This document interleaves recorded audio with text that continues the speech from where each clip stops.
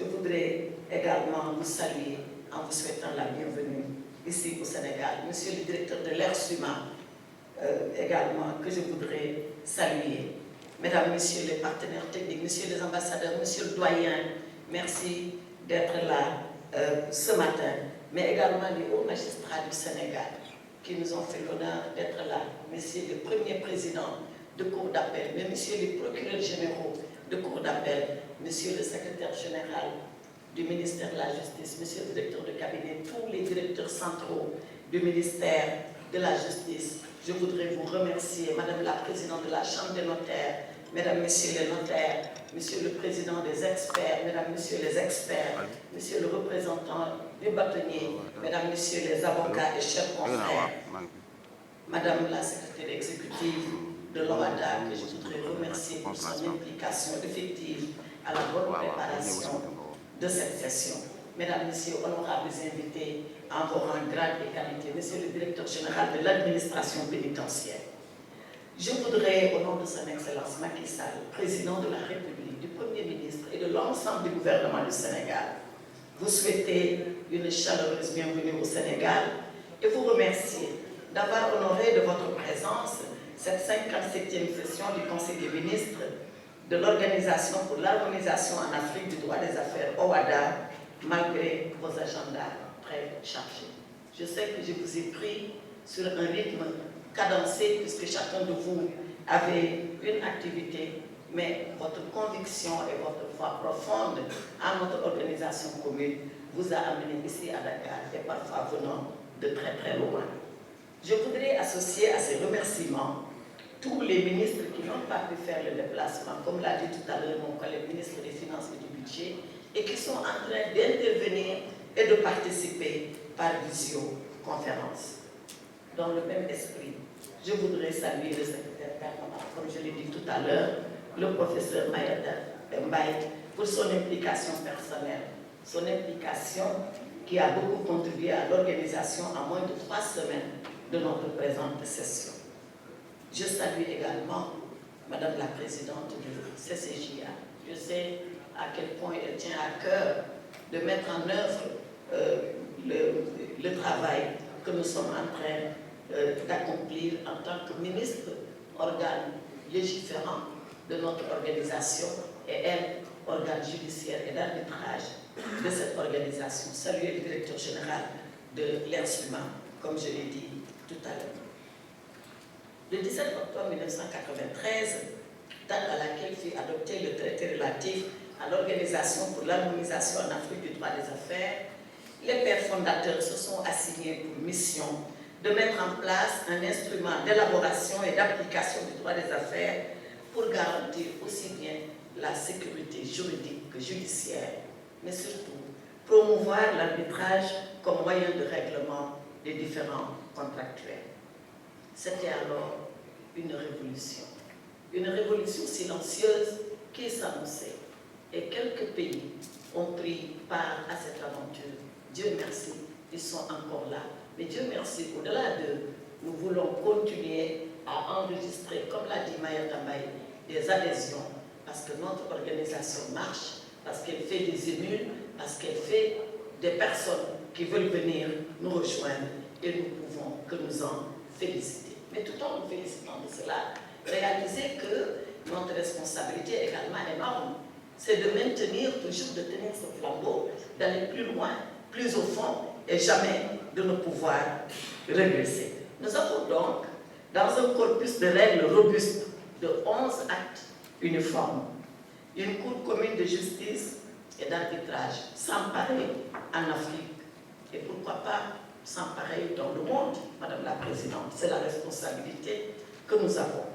Notre organisation commune a su créer un univers juridique et judiciaire à l'intérieur duquel les investisseurs peuvent se mouvoir, développer leur activité en toute confiance. Permettez-moi alors de saluer et de magnifier les progrès que nous avons réalisés, notamment sous la mandature de la RDC, je l'ai dit tout à l'heure. Nous pouvons citer l'assainissement de la gouvernance au sein de nos institutions, mais également l'adoption du nouvel acte uniforme portant organisation des procédures simplifiées et des voies de recouvrement des créances, comme l'a dit tout à l'heure le professeur Mayata Mbaye, mais aussi le règlement intérieur de la CCJA.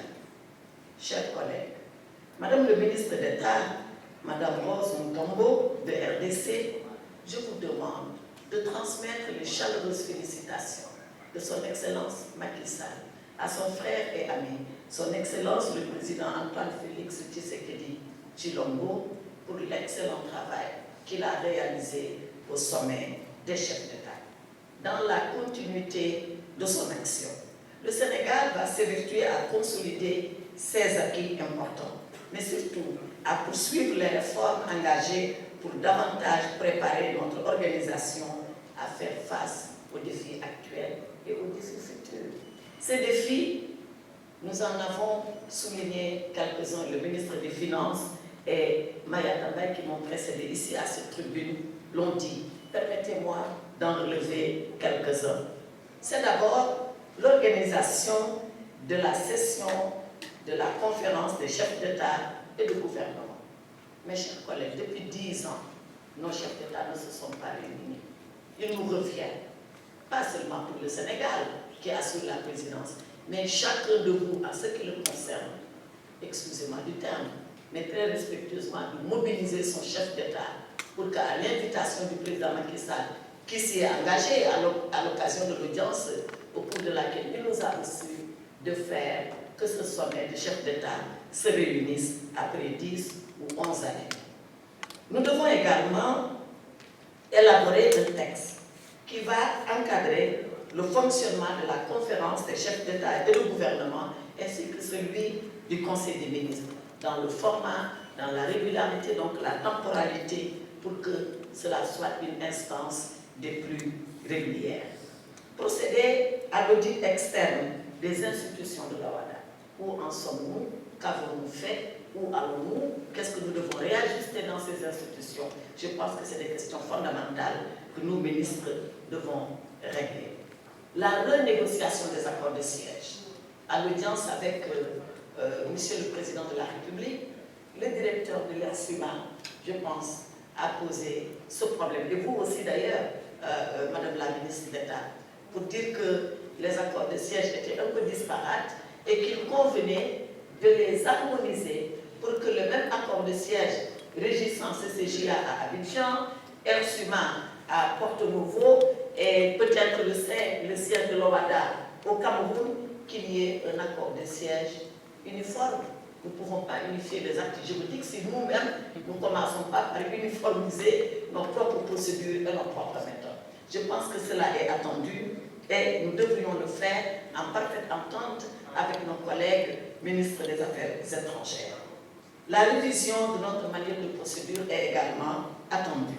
La redynamisation du financement de l'OADA. La bonne nouvelle nous vient ce matin au Sénégal avec l'engagement de Monsieur le ministre des Finances. Je suis convaincue qu'avec le même élan volontaire, il va convaincre ses autres collègues de pays membres à vouloir ou à pouvoir se mettre à jour pour que cette inquiétude financière soit un mauvais souvenir. La construction du siège de l'OADA, c'est vrai, un endroit qui matérialise cet engagement des pères fondateurs que nous sommes en train de perpétuer et qui rendra beaucoup plus encore visible la volonté que nous avons d'aller vers cette uniformisation. Le déploiement intégral de la solution logicielle de gestion du registre du commerce et du crédit immobilier. Nous savons à quel point nos partenaires techniques et financiers, à quel point ils attachent de l'importance au registre du commerce et du crédit immobilier. Et c'est normal. Si l'OADA concerne le droit des affaires, et pour le moment il concerne le droit des affaires, peut-être plus tard autre chose, mais son cœur de métier, c'est le droit des affaires, alors le registre du commerce et du crédit immobilier devient un outil indispensable. Celui-là qui mettra le partenaire à l'aise, celui-là qui le mettra en confiance, celui-là qui permettra pour lui, dès arriver, peut-être même avant d'arriver, de savoir à qui il a affaire, qui est son partenaire, qu'est-ce qu'il a été, qu'est-ce qu'il est et comment il peut être confiant d'engager une relation d'affaires avec ce partenaire. C'est le registre du commerce et du crédit immobilier qui permet cela. C'est un instrument indispensable à la bonne marche de l'OHADA. L'accompagnement de l'adhésion de nouveaux États. Le professeur Mayata Mbaye a dit, nous savons qu'il y a des États qui tapent à la porte. Nous devons la leur ouvrir, grande ouverte. Mais nous devons aussi aller chercher les autres qui peut-être sont dans l'intérêt, mais en même temps dans le doute. Nous devons enlever le doute. Nous devons ôter de leur esprit toute hésitation pour qu'ils viennent, puisque plus nous serons grands, plus nous serons élargis, plus l'OHADA marchera. Mais je demeure persuadée, tout cela nous paraît énorme à faire. En tout cas pour le Sénégal, qui veut faire tout cela en un an, c'est un travail titanesque. Mais la volonté ne nous fait pas défaut et je sais que la volonté ne vous fait pas défaut. Donc, avec l'implication de nous tous, nous pourrons atteindre ces objectifs. Sont raisonnables et maintenir l'OHADA comme un des modèles les plus achevés de coopération en matière d'harmonisation du droit des affaires. Excellences, Mesdames, Messieurs les ministres, notre conseil de ce jour, que j'ai l'insigne honneur de présider grâce à votre confiance, au nom de son Excellence le Président de la République Macky Sall, est consacré à l'examen, à la validation et à l'adoption de notre budget au titre de l'année 2024, ainsi qu'à l'examen d'autres documents financiers. Nos travaux vont aborder également la lancinante question de la pérennité du financement de l'organisation. On l'a évoqué tout à l'heure. L'insuffisance des ressources peut en effet affecter le fonctionnement régulier et la productivité des institutions aux dépens de la sécurité juridique et judiciaire, objectif fixé par les pères fondateurs dès leurs premières assises, je rappelle, ici même à Dakar, ici même dans cet hôtel où nous nous trouvons. Nous devons donc rester engagés et mobilisés à cette fin. Nous devons rester engagés et mobilisés afin que tous les défis auxquels notre institution est confrontée, que ces défis-là soient levés et que les objectifs soient poursuivis et réalisés. Je voudrais donc lancer un appel. Vous lancez un appel à la mobilisation et à l'unité, tout en vous renouvelant mes sincères remerciements et en vous rassurant quant à la détermination du Sénégal, quant à la détermination de notre président de la République, président en exercice au sommet de notre organisation, de se mettre à la disposition, à la totale et à entière disposition de l'OHADA, afin que la mandature du Sénégal puisse être un succès et qu'en passant le flambeau au pays qui viendra après, que nous faisions comme Jean Jaurès.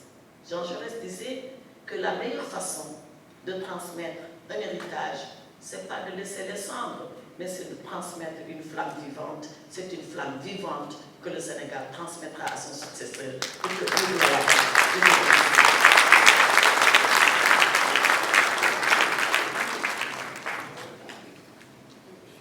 Merci, Madame le ministre garde des Sceaux, ministre de la Justice. Le Sénégal est président du Conseil des ministres de l'OHADA. Après ces différentes allocutions, Messieurs les ministres, distingués invités, nous allons observer une petite pause.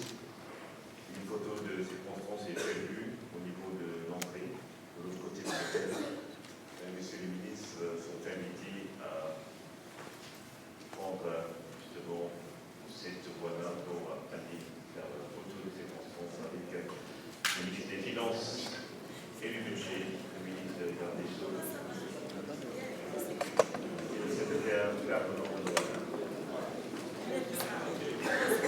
Et ce soir, après les travaux, il y a un dîner, un gala qui est offert aux différents participants.